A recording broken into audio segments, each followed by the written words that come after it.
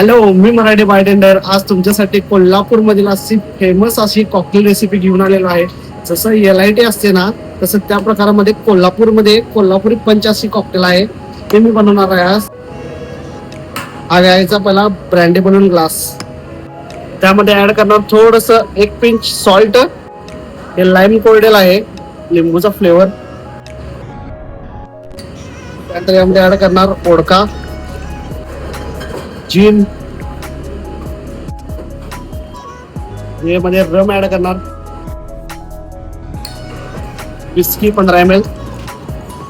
लास्टला ऍड करणार यामध्ये ब्रँडी 15 ml, सोडा.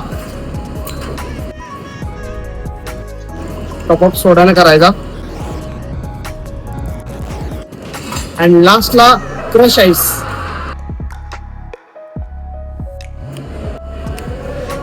गार्निशिंग साठी मी यूज करणार आहे लाईम व्हिनी.